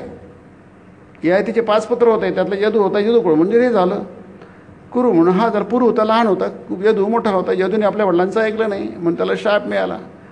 कृष्ण यदुवंशात जन्म झाला, पुरू हा कुरुवंशात कुरु झाला. हे कुरुवंश दोघे एकच वंश आहे.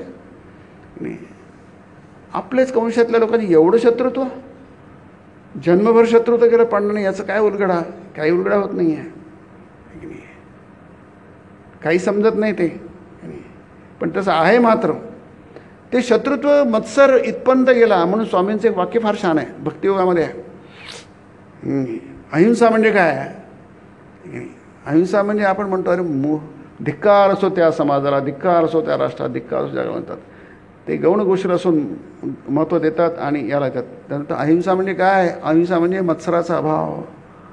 काय कमाल आहे. तुमच्यात मत्सर असेल तर तुम्ही महान हिंसक आहात. तुम्ही फक्त नॉनव्हेज खात नाही की नाही, पण तुम्ही महान हिंसक आहात की नाही. याचं कारण काय? मत्सराचा अभाव. काय अद्भुत व्याख्या बघा. आणि तुम्ही जर पारखून बघा तुम्हाला समजेल की जे अहिंसेचा जप करतात त्याच्यात मत्सर किती होता, पराकोटीचा मत्सर होता. आणि ते अहिंसेचे पुजारी होतात. किती विरोधाभास आहे बघा. आपलं समजत नाही आहे, काही समजत नाही आपल्याला. त्यासाठी तुम्हाला विवेकानंदांकडे जावं लागेल, संतांकडे जावं लागेल, मग तुम्हाला खरोखर समजेल खरं काय आणि खोटं काय, काय भ्रामक आहे आणि काय खरं आहे समजेल तुम्हाला. मयैवेते निहता पूर्वमेव निमित्तमात्रं भवेसव्य. मी अर्जुन गमत करायचं काय, मला काय करायचं झालं? अरे निमित्तमात्रं भवसव्य, त्याला अनासक्त व्हा म्हणतात. इथे जे म्हटलं आहे ना की संस्कार शब्दाचा अर्थ मनाचा स्वाभाविक कल अथवा प्रवृत्ती असा करता येईल. म्हणजे निरंतर कर्म करा. भगवद्गीतेचे मूल सूत्रच आहे निरंतर कर्म करा, पण त्यात आसक्त होऊ नका, आसक्त मात्र होऊ नका. पुढे म्हटलं तिकडलं आहे मी, जोवर माणसाचा स्वभाव बदलत नाही तोवर कशातच काही अर्थ नाही. तोवर दुःख अस्तित्वात राहणारच राहणार. तुम्ही किती, ते म्हटल्याच्या आधी म्हटलंय, किती तुम्ही दवाखाने बांधा की नाही. दुःखाच्या प्रश्नावर एकमात्र तोडगा आहे मानव जातीला पवित्र बनविणे. One and one only. तुम्ही तुमच्या मनाला बिघडवून ठेवलं आणि बिघडवून ठेवण्यात दररोज प्रयत्न करतात कंबर कसून, मनाचं विस्कळीत करून टाकलं आहे. आणि मग म्हणतो की आम्हाला हे जमलं पाहिजे, आम्हाला ते जमलं पाहिजे. हा सगळ्याचाच प्रॉब्लेम आहे. लहानांचा प्रॉब्लेम, मोठ्यांचा प्रॉब्लेम आहे, सगळ्या जगाचा प्रॉब्लेम आहे हा. तुमचा आमचा फक्त प्रॉब्लेम नाही. मी कोणी आलं की अरे हा तुझा प्रॉब्लेम नाही, सगळ्या जगाचा ग्लोबल प्रॉब्लेम आहे हा. एकाचा प्रॉब्लेम नाही आहे, सगळ्या जगाचा प्रॉब्लेम आहे. आपण कंबर कसून स्वतःला बिघडवण्याचा प्रयत्न करतो. आपलं हित कशात आहे आपल्याला समजत नाही. जे हित नाही ते करतो, अहित आहे ते करत नाही. हित आहे ते करत नाही, अहित आहे ते करतो. त्याचा परिणाम जो होईल तो होईलच, आहे की नाही. जसं श्रीरामकृष्णामध्ये मिरच्या खायला तिखट लागणार नाही, हा काय नियम झाला काय? तिखट झाल मिरच्या आहे आणि तुम्ही मस्त तुम्हाला आवडतात आणि मुठभर घेतलं, ते आंध्राचे लोक खातात, आहे की नाही, मोठं खातात. मग तिखट लागणार नाही. तिखट खाल्लं तर तिखट लागणार नाही. मनाला चंचल करणाऱ्या गोष्टी तुम्ही केल्या, बघितल्या, सगळं केलं आणि मन चंचल होणार नाही, कसं काय शक्य आहे? तुमचं मन बिघडणार नाही आणि बिघडल्याने म्हणून तुम्ही काय करू शकणार? हा आपली कहाणी आहे, मनुष्य जातीची कहाणी आहे. आपलं असं व्हायला नको वाटतं, पण असं व्हायला आपण त्याच्यासाठी प्रयत्न करतो. ते महायुद्ध व्हायला नाही पाहिजे, पण अरे महायुद्ध होण्यासाठी काय, ते महायुद्ध काय तेव्हा झालं काय? तेच फ्रॉम डे वन झालेलं आहे की नाही. महाभारत युद्ध झालं शेवटी. त्यावेळी हे लोक बरेच वय होऊन गेले होते. पांडवांचे जवळपास 40-50 झालं असतं. भीष्म द्रोण वगैरे ते बरेच वयाचे झाले होते की नाही. पण त्याची सुरुवात मात्र फ्रॉम डे वन. दुर्योधनाच्या मनामध्ये मत्सर हा लहानपणापासून होता. महाभारत फार छान वर्णन आहे. अतिशय मिठास वाणी होती त्याचं बोलण्याचं, जिव्हा फार हे होते. अरे त्यांनी एक पांडवांचा ज्याच्यावर हक्क होता, त्याच्या मामाच्या सैल्याच्या, तो सैन्य घेऊन गेला पांडवांना मिळण्यासाठी. त्यांनी फितवलं आणि त्यांनी त्या सैन्याला एक अक्षौनी आपल्याकडे येऊन घेतलं. काय दुर्योधनाची मिठास आहे बघा. ते सगळे त्याच्या पक्षाला. पांडवांना फार 7च अक्षरी मिळाले. अरे कृष्णाच्या 1 अक्षरी सैन्यावर यांचा हक्क होता, कृष्णाचा, आपल्या पांडवांचा हक्क होता, तो यांनी गमावला. युधिष्ठिराने हाही गमावला आणि ते 2 गेले. म्हणजे किती झाले, त्यांचे 7 होते, 2 मिळालेच किती झाले असते. हक्क आहे बघा, नक्की पक्का हक्क आहे, 9 झाले असते. म्हणजे 11तून 2 गेले म्हणजे किती झाले असते, 9 झाले असते. म्हणजे 9 कौरवांकडे असते आणि 9 पांडवांकडे असते. झालं काय, त्यांच्याकडे 11 गेले, यांच्याकडे 40% कमी झाले. कशामुळे, आपलेच आहेत की. अरे पण दुर्योधन फार हुशार आहे, दुर्योधन फार हुशार आहे, धूर्त आहे तो. उगाच त्यांनी कर्णाला आपल्याकडे घेतला नाही, ती चाल आहे त्याची, आहे की नाही. आणि त्याच्या वाणीमध्ये मिठास होती, आहे की नाही. पण महाभारत म्हणतं त्याचं हृदयामध्ये सुरा होता, पाजळलेला सुरा होता. अतिशय हृदय त्याचं कठोर निष्ठुर होतं तो, आहे की नाही. दुष्ट होता, दुराचारी होता, असं महाभारत म्हणतो. दुर्योधनो महामयो मन्युर, दुर्योधनो मन्युमयो महाद्रुमः असं व्यास म्हणतात. पापवृक्ष हा दुर्योधन रूपी पापवृक्ष आहे. कर्णस्कंद हा, कर्ण त्याचा खांदा आहे, कर्णाच्या आधारावर त्याचा तो पापवृक्ष उभा आहे, बुंधा. शकुनी तस्य फुले आणि तस्य धृतराष्ट्र तस्य मूले धृतराष्ट्र अमनीषी म्हटलं आहे. अविवेकी वेडा धृतराष्ट्र त्याच्या मुळाशी आहे, त्याचं मूळ आहे म्हणतात. आणखी काय पाहिजे. ते युद्ध सुरू झालं पहिल्याच, म्हणजे जे दुर्दैव दिसतं ते नंतर दिसतं तसं नाही. ते सुरुवात त्याची आधी झालेली असते, फार पूर्वी झाली असते. त्याचे परिणाम तुम्हाला नंतर दिसतात. म्हणतो मी काय करायचं, अर्जुन म्हणतो नाही मी युद्ध सगळ्यांना मारून टाकलं आहे, इथं कोणी जिवंत नाही आहे, निहता झालेले आहे, काही शिल्लक राहिलं नाही, युद्ध संपून गेलं आहे. युद्ध सुरू होण्याच्या आधी संपून, कोणाच्या दृष्टीने, कृष्णाच्या दृष्टीने. ते युद्ध संपलेलं आहे, सुरू होण्याच्या आधी संपलेलं आहे. भविष्यानि च भूतानि न तु मां वेद कश्चन. मी वेदाहं समतीतानि वर्तमानानि च अर्जुन भविष्यानि च भूतानि मां तु वेद न कश्चन. भगवंत गीते म्हणतात की नाही, मी वर्तमान जाणतोय, आत्ता काय होते ते जाणतोय. अतीत म्हणजे भूतकाळात काय झालं तर, भविष्यानि च भूतानि, भविष्यात काय होणार मला माहिती आहे. तो सर्वज्ञ आहे, ज्ञानी आहे, ते आपल्याला व्हायचं आहे. त्याला माहीत आहे हे युद्ध संपलेलं आहे, सगळं होऊन गेलं आहे, आपल्याला माहीत नाही. मग तुम्ही अनासक्त, ते अनासक्त होणं कठीण समजतं ना. संबंध कठीण आहे आणि होणं तर आणखीच कठीण आहे. यानी माणसाला समजतं अरे सगळं होऊन गेलं आहे, मी करता नाही आहे, निरंतर. पण म्हणून चुप बसा नाही, तुम्ही करता नाही पण निरंतर कर्म करा. Be active, very much active. Inactivity should be avoided by all means, Swamiji म्हणतात कर्मयोगामध्ये. अकर्मण्यता ही खूप प्रयत्नपूर्वक टाळायला हवी. हे खरं आहे आणि देव सगळं करतो हे पण तितकंच खरं आहे. दोन्ही गोष्टी खऱ्या आहेत.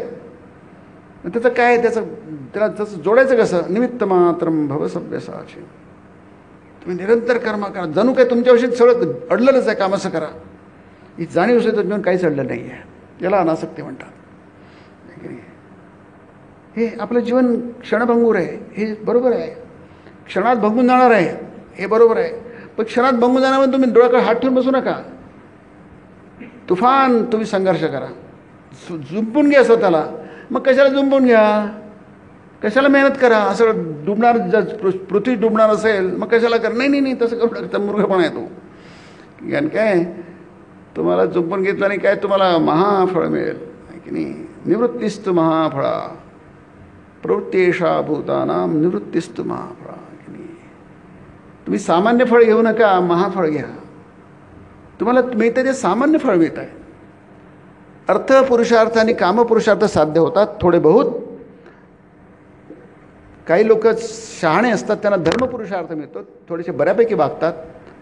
न्याय अन्यायाची त्यांना चाड असते, बरं वाईट त्यांना कळतं, त्याला आपण धर्म म्हणतो की नाही. पुढे काही लोक त्याची पर्वा करत नाही, पैशासाठी वाटेल तशा लबाड्या करतील, आहे की नाही, वासनापूर्तीसाठी वाटेल त्या टोकाला जातील, आहे की नाही, स्वतःचा घात करतील, देशाचा घात करतील, समाजाचा घात केल, कुटुंबाचा घात करतील.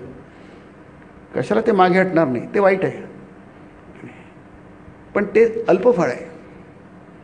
जरी तुम्हाला हे साध्य झालं, कामपुरुषार्थ, अर्थपुरुषार्थ म्हणजे साधन, ज्यांनी आपल्या वासना पूर्ण होतात, इच्छा पूर्ण होतात, त्याला अर्थपुरुषार्थ म्हणतात. ते जरी साध्य झालं, अरे पण ते फार थोडं आहे. इवन तुम्हाला धर्मपुरुषार्थ, तुम्ही छान माणूस आहात, वाईट माणूस नाहीत, तुम्ही सज्जन आहात, पांडव आहात, तुम्ही कौरव नाहीत, पण तरी विशेष काही नाही. ते फक्त वाईटापेक्षा चांगलं आहे. ते वाईट होऊ नका, चांगले व्हा, पण चांगले होऊन थांबू नका. हे इथे सांग, त्याला ज्ञान म्हणतात, त्याला आत्मज्ञान म्हणतात, आहे की नाही, की काही झालेलं नाही आहे, युद्ध झालेलं नाही, सुरुवातच झालं नाही आहे, शस्त्र संपाते, शस्त्र सोडण्याचा प्रारंभ झाला नाही आहे, कृष्ण म्हणतो संपलंय, आहे की नाही. भीष्मंच द्रोणंच जयद्रथंच कर्णन तथा, त्यांनी नावं घेतलंय बघा कृष्णाने, नुसतंच म्हटलं नाही कोण मेले. भीष्मंच, हे मोठे मोठे नाव आहेत. हे भीष्मंच द्रोणंच जयद्रथंच, हे सगळे अपराजय होते, यांचा मरणारे नव्हते, अजिंक्य होते, सगळ्यांनी वरदान होतं. कर्णन तथा ज्ञानपि योधवीरान, कर्ण आणि अन्य योधवीरान मया हता त्वं जहिमा व्यतिष्ठा. काय सुंदर आहे बघा, मया हता, मी मारून टाकले आहेत. तुला भीती वाटते त्यांची? कसे मरणार? भीष्म कसे मरणार? द्रोण कसे मरणार? अश्वत्थामा कसा मरणार? जयद्रथ कसा मरणार? कर्ण कसा मरणार? आम्हाला ते मेले नाही तर आम्हाला युद्ध जिंकणार कसे? आमचा जय कसा होणार? डोंट वरी, मया हता, माझ्याकडून मारले गेले आहेत ते. जहिमा व्यतिष्ठा, तू दुःख सोड, तुम्ही जिंकले आहात. स्वामीजी ज्ञानयोगात फार छान म्हणतात, तुम्ही देवाला पकडा, तुम्ही जिंकले, तुम्ही याला पकडा, तुम्ही हारले, की नाही. म्हणून अर्जुनाने म्हटलं, अरे तू माझी गंमत करतो काय? तू फक्त माझ्या पक्षाला राहा, मी जिंकलो. दुर्योधन मूर्ख होता, त्यांनी सैन्य घेतलं एक क्षणी, तो हारला, की नाही. सोत्तीर्णा खलु पांडवै रणनदी कैवर्तक केशवा. अर्जुनाने कृष्णाला आपल्या पक्षाला घेतलं, तो उत्तीर्ण झाला. त्यातला शब्द उत्तीर्ण आहे. सोत्तीर्णा, उत्तीर्ण म्हणजे पास, अनुत्तीर्ण म्हणजे फेल. तुम्हाला माहिती आहे, सगळे शब्द तुमच्या माहितीतले आहे की नाही. पेस अँड फेल अँड पास. तुम्ही पास की फेल, तुमच्या बाजूला कोण आहे? तुमच्या बाजूला सत्य असेल तर तुम्ही युद्धापूर्वी जिंकले आहात, की नाही. आणि तुमच्या बाजूला जर देव नसेल तर तुम्ही आधीच हारलेले आहात. फक्त तुम्हाला ती हार आणि जीत दिसत नाही, त्याला वेळ लागतो, तिला वेळ यावी लागते, पण ते आधीच होऊन गेलेलं आहे. हे माहीत असणं त्याला अनासक्ती म्हणतात. आणि हाच कर्मयोगाचा विषय आहे. कर्मयोग म्हणजे कर्माद्वारे योग. कर्म असं करा, गीता ते सांगते, कर्मबंधनातून मुक्ती. कर्म हे बंधन करतं. आसक्तीमुळे माणूस बांधला जातो, दुःखी होतो. अर्जुन म्हणतो, मी लढणार नाही, मी भिक्षा मागेन, भिक्षा मागून पोट भरणेन. त्यांनी मागितलीच की. दोनदा वनात गेला, दोनदा वनवास घडला, तीनदा घडला, चारदा घडला, पाचदा घडला पांडवांना, नाही. पण तो ऐच्छिक नव्हता, थोपवलेला होता. तू क्षत्रिय आहे, क्षत्रियाला भिक्षा मागण्याचा अधिकार नाही आहे. त्याला दान देता येतो, दान घेता येत नाही. क्षत्रियाला भिक्षा देता येते, भिक्षा घेता येत नाही. शास्त्र तेच सांगतं. आणि हा म्हणतो मी भिक्षा मागून जगेल. कसा जगणार? भिक्षा. अरे कृष्णाने 5 गावं मागितले होतेच की. अरे कमी कमी 5 गावं तरी द्या. हे क्षत्रिय आहेत, जगणार कसे हे लोक? जेव्हा पूर्ण यदुकुळ नष्ट झालं आपसात भांडून, काही प्रहरामध्ये संपून गेलं. कृष्णही त्याच्यात होता, बलरामही होते, सगळेच होते. त्यांनी मग सुरू केलं युद्ध. आपसात भांडले आणि सगळे मेले. शेवटी मरताना कृष्ण एकटाच होता, कोणी त्याच्याबरोबर नाही आहे. असंग आहे तो, अनासक्त, एकटाच आहे तो, माहिती नाही. सगळेच मेले याच्यामध्ये. त्याला यादवी म्हणतात. यदुकुळापासून ते यादवी शब्द तयार झालेला आहे. सगळा संवार झाला, यदुकुळाचा पूर्ण संवार झाला. आणि अर्जुन भयंकर दुःखी झाला, माझा एवढा प्रिय सखा गेला. पण ते सगळं आधी झालेलं होतं. शांत आहे कृष्ण, शांत आहे ते की नाही, असंग आहे. म्हणून कृष्णाला संबंध कठीण आहे, कारण कृष्ण अनासक्त होता. तस्मात् असक्त सततम कार्यम कर्म समाचर, असक्तो ह्याचरण कर्म परमाप्नोति पुरुषः. म्हणून अर्जुना सतत कर्म कर. असक्त सततम कार्यम. काय झालं तिथे, काय करतात पोरं दोघं? तुम्ही दोघं काय करत रे? हा जो आउट ऑफ आहे ना, त्याच्या मागे जो पोरगा आहे तो काय करतोय रे? आपलं तुम्ही दोघं काय करतात? नीट बसा. तस्माद असक्त सततम कार्यम कर्म समाचर, असक्तो ह्याचरण कर्म परमाप्नोति पुरुष. मनुष्याला परमाप्नोति, ब्रह्माची प्राप्ती होते, भगवंताची प्राप्ती होते. ते झालं तर तुमच्यात काहीतरी घडलं, नाही तर ते नुसतंच आपण जगलो. आत्ताच हे सगळे लाखो लोक पंढरपूरला गेले दर्शन घ्या. इथून फार जवळ आहे पंढरपूर. तुळजापूरून तिथून पंढरपूर थोडंसं मोळ गेलं की सोलापूर मोळ आणि पंढरपूर आहे. म्हणजे शेकडो किलोमीटर लोक येतात, त्या मानाने इथून जवळ आहे. लाखो लोक जातात भजन करत करत देवाचं. तुका म्हणे माझे हेची सर्व सुख, पाहिन श्रीमुख आवडीने. तुकाराम महाराज सुखाची कल्पना फक्त तेवढीच आहे, पाहिन श्रीमुख आवडीने. अतिशय प्रेमाने मी देवाचं मुख पाहिल, आहे की नाही. काय त्याला म्हणतात ज्ञान. आपण सगळे वेडे आहोत, मूर्ख आहोत. आणि गीता तेच म्हणते, अल्पबुद्धया अबुद्धया मूढा बाला असे शब्द गीतेत वापरले. आपलं अक्कलच नाही आहे. जे मूर्खासारखे वागतो ना आपण, शहाणा समजतो त्याला. आणि जे शहाण्यासारखे वागताना मूर्ख समजतो, असं आपला शहाणपणा आहे. काय आपलं काही वाचन नाही आहे, काय ऐकणं नाही आहे, काहीच नाही आहे. मग आपण सगळे मूर्ख शिरपुणे जातो. आणि जे काही थोडंसं मिळतं त्याच्यात म्हणतो की आपण जग जिंकलं आहे. तुम्ही काहीच केलं नाही. जग जिंकलं, संतांनी जिंकलं आहे. ते त्यांच्या पालख्या निघतात आहे. ज्ञानेश्वरांची पालखी निघते त्या आळंदीवरून. 20-21 वर्षाचं वय होतं. किती कमी होतं. अजूनही जग त्यांचं आठवण करतं. त्यांच्या पालखीवर भजन. मी गेलो होतो तिकडे, त्या आमचं रिलीफ चालू होतं लातूरला. भूकंप झाला, इथे झाला होता, उस्मानाबादला झाला होता.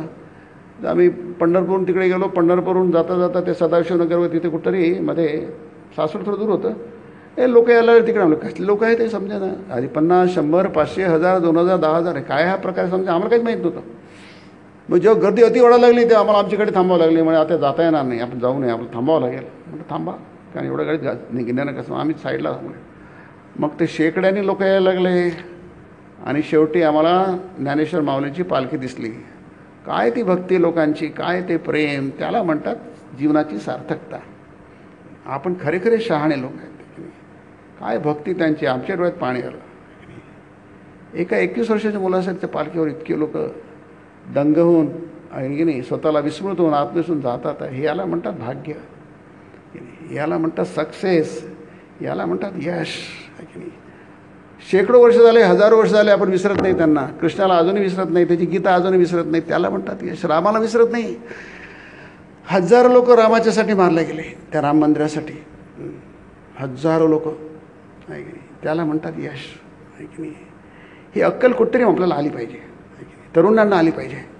कारण तरुण मस्तीमध्ये असतं, आहे की नाही. त्यांचं डोकंच काम नाही करत. सगळ्यांचं नाही, सगळ्यांचं नाही.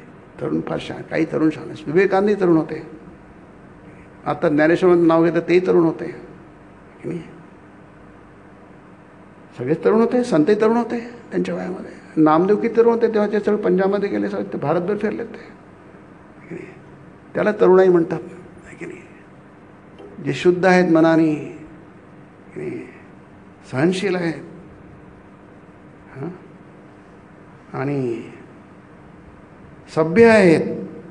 इथं म्हटलं ना 3 शब्द वापरले, सभ्य आहेत. जे तरुण सभ्य नाही त्यांना तरुण काय म्हणणार. ते माणूसच नव्हे तो. आणि सभ्यता काय एका दिवसात येत नसते. असभ्य आपण लवकर बनतो. सभ्य व्हायला खूप कष्ट करावे लागतात. पहिले सभ्य म्हणजे काय समजावं लागतं. त्याला जंटल शब्द स्वामी वापरला आहे. स्वामीजी खूप जंटल होते. त्यांचे ते तुम्ही लाईफ वाचलं ना, जरूर वाचा. ते आपले कपडे झाकून घ्यायचे. ते इंग्लंडमध्ये अमेरिकेत त्यांना माहीत होतं आधी पुरुष जातात नाही ते त्यांनी काय जातात त्यांनी साधी नंतर त्याप्रमाणे वागलं. ते तिथल्या प्रथा काय आहेत. माणसाने छोट्या छोट्या गोष्टी सभ्यता शिकायला पाहिजे. म्हणून ते आपला विषय आहे अनासक्त. अनासक्त ती असेल तर तुम्ही खरोखर शहाणे व्हाल. परमाप्नोति पुरुषः तुम्हाला सर्वश्रेष्ठ ब्रह्मची प्राप्ती होईल जी संतांना झाली होती. सगळ्या महाराष्ट्रातून कर्नाटकातून आंध्र प्रदेशातून पालख्या निघतात. त्यांना भाषा पण येत नाही. आपली लोकल भाषा इथली मराठी भाषा येत नाही. त्यांना फार त्रास होतो पण ते येतात. ते वेडे नाही आहेत. आपण वेडे आहोत. आपण वेडे आहोत. त्या पालख्यांबरोबर सगळे आबालवृद्ध सगळे जातात. मी आमचं ते इथे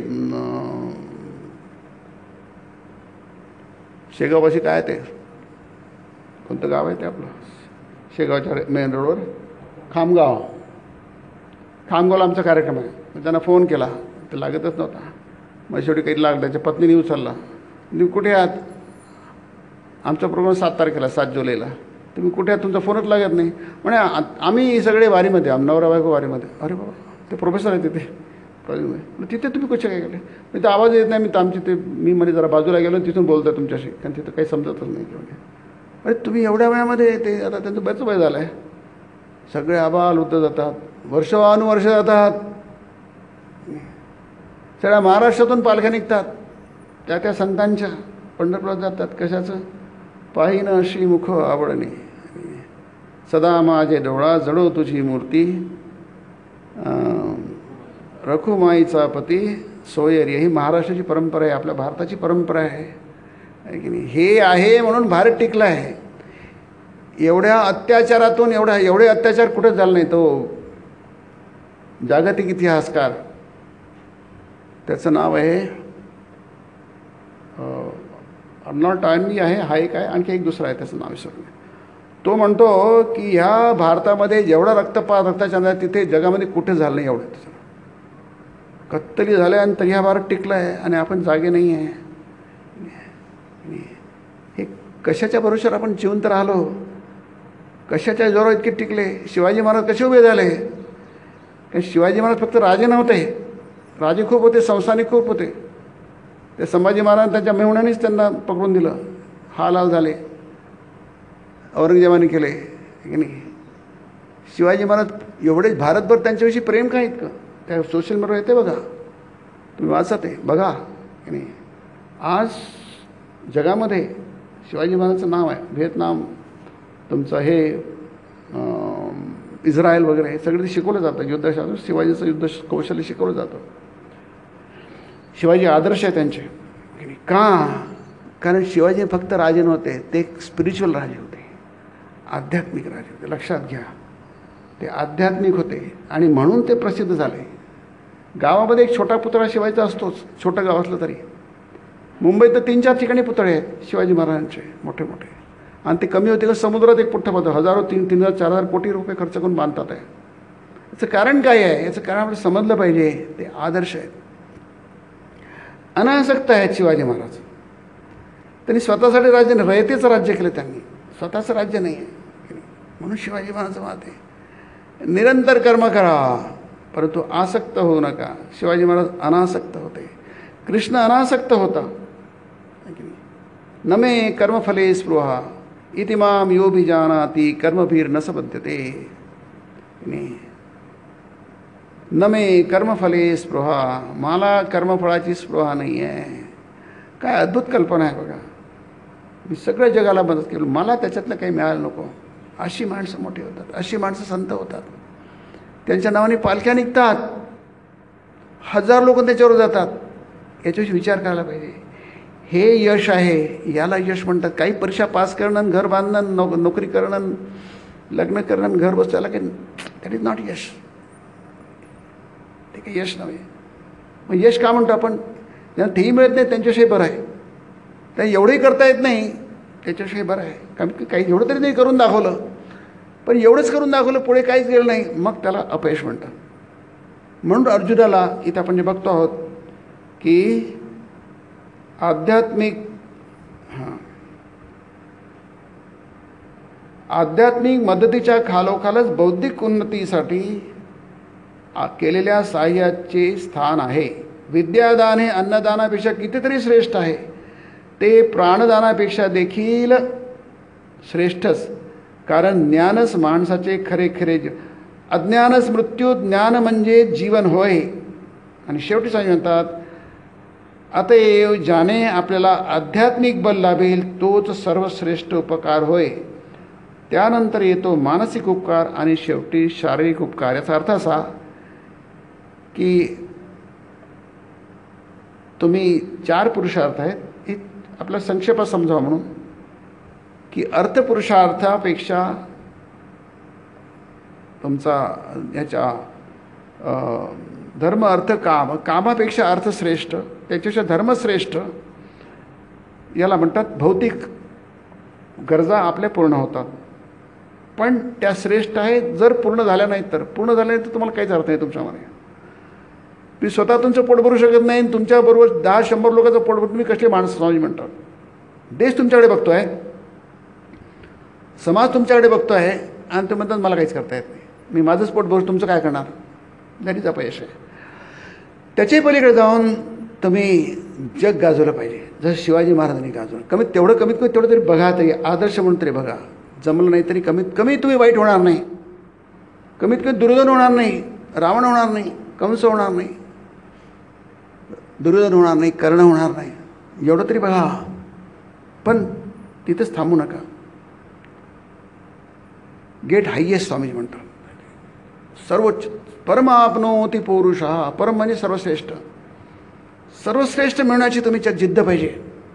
आणि अशी तुम्हाला दिसतात की कितीतरी लोक आहेत जगामध्ये. तुम्हाला आत्ताच नावातले, आत्ताच पालख्या सगळ्या परत चालल्या, लोक आपल्या गावाला परत चालले. 1 महिना ते बात चालत होते, कळतं तुम्हाला हे किती मोठं यश आहे त्यांचं. ते होऊन शेकडो वर्ष होऊन गेले, कृष्ण होऊन 1000 वर्ष होऊन गेले, 5,000, 10 वर्ष, 1000 वर्ष गेले, राम होऊन किती वर्ष झाले. पण ते चिरंजीव मरत नाही आहे, आपण मरतो. जे काहीच करत नाही ते मरतात, ते आताच मेलेले आहेत. मयी वेती निहता, आत्ताच मेलेले अर्जुना, ते मरायच्या नंतर मरतील 18 दिवसांनी. मी म्हणतो आत्ताच मेलेले आहेत. They are more dead than alive, Swamiji म्हणतात. ठीक नाही, स्वामीजी शब्द आहे, they are more dead than alive. ते आधी मेलेलेच आहेत, जास्ती मेलेले आहेत, मेलेले म्हणण्यापेक्षा मोर डेड. आता मोर डेड शब्दाचा अर्थ काय आहे? डेड म्हणजे डेड, पण मोर डेड काय असतं समजून घ्या. ते जिवंत नाही, तुम्हाला जिवंत दिसतात आहे मेले, त्यांच्या जीवनात काहीच नाही आहे, आकांक्षाच नाही आहे. आकांक्षा मोठ्या मोठ्या मोठ्या आकांक्षा असायला पाहिजे, भरारी घेणाऱ्या आकांक्षा पाहिजे. हे आपल्याला कर्मयोग शिकवतो. अतएव ज्याने आपल्याला आध्यात्मिक बल लाभेल तोच सर्वश्रेष्ठ. आध्यात्मिक बलच हेच सर्वात श्रेष्ठ आहे. तुमच्यामध्ये आध्यात्मिक बल किती आहे? शारीरिक बल पाहिजे, मानसिक बल पाहिजे, बौद्धिक बल पाहिजे, चारित्र्याचं बळ पाहिजे. आणि या सगळ्यांसाठी तुमच्याकडे आध्यात्मिक बळ पाहिजे. आध्यात्मिक बळ असेल तर तुमच्या शारीरिक बळ गेलं आहे, मानसिक बळ गेलं आहे, चारित्र्याचं सगळं बळ गेलं आहे. आध्यात्मिक बळ नसेल तर जे असेल ते पण निघून जाईल आहे. हा आपल्या वेदांताचा काय आहे सार आहे. नाही फक्त मी ते स्वामींचे वाचतो ना संपून. ते म्हणतात ज्ञानकांड व वेदांतसह समस्त जगामधील कुठल्याही प्रदेशातील आणि कोणत्याही कालातील कुणाही व्यक्तीला धर्माचा अधिकारानुरूप उपदेश देण्यास फक्त तोच काय समर्थ आहे. एवढं सामर्थ्य वेदांताचं आहे, वेदांचं आहे. बघा, भारतीय संस्कृतीचं, भारतीय सभ्यतेचं आहे. हे सगळ्यांना समजलं, तुम्हाला समजलं, आम्हाला पण समजलं, युवकांना समजलं पाहिजे की नाही. कारण काय आहे, याच भारतीयांनी भारताचं भारतीयत्व टिकवून ठेवलं आहे. सनातन धर्मियांनी सनातन धर्माचं टिकवून ठेवलं आहे, आपल्या बली देऊन टिकवून ठेवलं आहे. टिकले आहेत, कमी अत्याचार झाला नाही, पण बदलले नाहीत. पोर्तुगीजांनी किती हल्ले केले गोव्यात तुम्ही बघा, प्रचंड हाल केले. तेव्हा नाही कपडनेच निघाले नाही. आमच्या धर्मनिष्ठा काय म्हणते ही भारताची. संभाजीची धर्मनिष्ठा बघा, शिवाजीची धर्मनिष्ठा बघा, काय प्रचंड धर्मनिष्ठा आहे. वाचा चरित्र वाचा, म्हणजे तुम्हाला कळेल काय धर्मनिष्ठा काय वाटते भारतीयांमध्ये आहे. काय प्रेम आहे, देवावरचं प्रेम, धर्मावरचं प्रेम. यानी तुम्ही टिकाल, देश टिकेल, सगळं टिकेल, संस्कृती टिकेल. ते नसेल तर जे आहे ते पण नष्ट होईल. म्हणून कर्मयोग म्हणजे कर्माद्वारे तुम्ही जे कर्म कराल त्याच्याद्वारे तुम्ही महान लक्ष्याशी जोडले जाल. परम आपनोति पुरुषः, परमाशी जोडले जाल, ब्रह्माशी जोडले जाल. तेच एकमेव प्राप्य आहे. ते असलं बाकी सगळं आपोआप येईल. तुम्ही एक आहे ना, एकावर शून्य दिले की 10 होतात. कारण एक आहे म्हणून 10 होतात. शून्याची किंमत नाही आहे, पण एक आहे म्हणून शून्याची किंमत होते. 2 शून्य दिले की 2 शून्याची किंमत होते, 100 होते. त्या 2 शून्याला किंमत नाही आहे. एक आहे म्हणून 2 शून्याची किंमत होते. 3 दिले की 1000, 4 दिले की 10,000, 5 दिले की 1,00,000, 7 दिले की 6 दिले की 1 मिलियन, 7 दिले की कोटी, बिलियन, मिलियन चालवतात, ट्रिलियन होतं मग ते. का? एक आहे म्हणून. एकाला काउंट टाकायचं 0 0 होतील. 100 शून्य झाले त्याची किंमत काहीच नाही आहे. सगळे शून्य म्हणून शून्य होतं, पण एक द्या, प्रत्येक शून्याची किंमत वाढेल. तुमच्या जीवनातलं प्रत्येक जे आहे त्याची किंमत वाढेल जर तुमच्याकडे एक असेल तर. जसं अर्जुनाला म्हटलं, अर्जुन मला तुम्ही काळजी करून मी लढणार, पण तू माझ्या पक्षाला पाहिजे, तू माझ्याजवळ पाहिजे. ती अक्कल कृष्णाला आहे, ती अक्कल दुर्योधनाला नाही आहे. इथेच फरक पडतो. युद्ध हारायचं की जिंकायचं. भारतीय युद्ध जिंकले. स्वामी आम्ही मायेचे काय पुत्र आहोत, आम्हाला मृत्यू नाही, आम्ही चिरंजीव आहोत. आणि खरोखर आहे ते, आपल्याला मृत्यू नाही, भारतीयाला मृत्यू नाही आहे. वी आर अजर अमर आहोत आपण. याचं कारण काय आहे? आज आपण देवाला कधी सोडलं नाही, धर्माला कधी सोडलं नाही, आपल्या सभ्यतेला कधी सोडलं नाही. आणि ते जेवढं करतो ना तेच खरं आहे, बाकी सगळं बेकार आहे, बाकी सगळं व्यर्थ आहे ते. तर हे आपल्याला जाणून घ्यायला पाहिजे. आणि हेच जाणून घेणं काय आपल्या चिंतनाचा विषय असायला पाहिजे. सतत काहीतरी शुभ विचार. आनो भद्रा क्रतवो यंतु विश्वतः, हे ऋग्वेदामधलं आहे. आनो भद्रा क्रतवो यंतु विश्वतः. सगळ्या विश्वातून चांगलं जे काय असेल आमच्या पण ते उद्या. आमची खिडक्या उघड्या, आमच्या दारा उघड्या आहेत, आम्ही काय घाबरत नाही की नाही. आमच्या पायाखालची जमीन सरकेल नाही, आमच्या काय, आम्ही दणकट आहोत, आम्ही आपल्या पायावर बसू शकतो, आम्हाला काही होणार नाही आहे की नाही. आमच्या पायाखालची जमीन सरकणार नाही आहे. आनो भद्रा क्रतवो यंतु विश्वतः. जे काही भलं असेल, चांगलं असेल ते आम्ही कशालाच घाबरत नाही आहे की नाही. आणि जे काही वाईट असेल ते जाऊ द्या. अंधार जाऊ द्या, प्रकाश येऊ द्या. प्रकाशाकडून अंधाराकडे जाऊ नका, अंधारातून प्रकाशाकडे जा. तमसो मा ज्योतिर्गमय. असताकडून सताकडे जा, वाईटाकडून चांगल्याकडे जा, असताकडून सता. मृत्यूवर मा, मृत्यूकडून अमरत्वाकडे जा. मरू नका, नाही तर प्रतिक्षण आपण मरू. अमरत्वाकडे जा. हा भारतीयांचा संदेश, भारतीय संस्कृती संदेश आहे. हा आपल्याला रुजवला गेला पाहिजे संतांच्या वाणीतून, महापुरुषांच्या वाणीतून, विवेकानंद कर्म त्यावेळी म्हणतो की हा गीतेवरचं उत्कृष्ट भाष्य आहे, अत्युत्कृष्ट भाष्य आहे. गीतेचं सार तुम्हाला जर बघायचं असेल, कारण गीता पुष्कळ समजत नाही, कळत नाही, कारण तो अतिशय तात्विक ग्रंथ आहे की नाही. ते समजायला तुम्हाला बरीचशी आधीच तयारी पाहिजे. पण कर्मयोगातले वाक्य आहे, विचार आहे, हे तुम्हाला समजू शकतं. पहिलं वाक्य समजलं की दुसरं वाक्य समजू, दुसरं 2 वाक्य समज, तिसरं वाक्य समजू शकेल. तुम्हाला गीता समजू शकते, कर्मयोग समजू शकतो. गीतेचं सार आहे. म्हणजे या ग्रंथाचा खूप चांगला अभ्यास झाला पाहिजे. म्हणूनच आपण इथे याच्यावर थोडं चिंतन करण्याचा प्रयत्न करतो आहे. पुढच्या महिन्याच्या शेवटच्या शुक्रवारी जो काही वार असेल, दिवस असेल, तारीख असेल,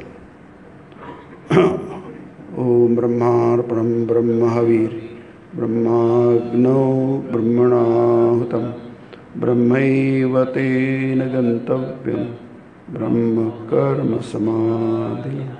हरि ओम तत्सत्. ओम शांति शांति शांति. रामकृष्णार्पणमस्तु.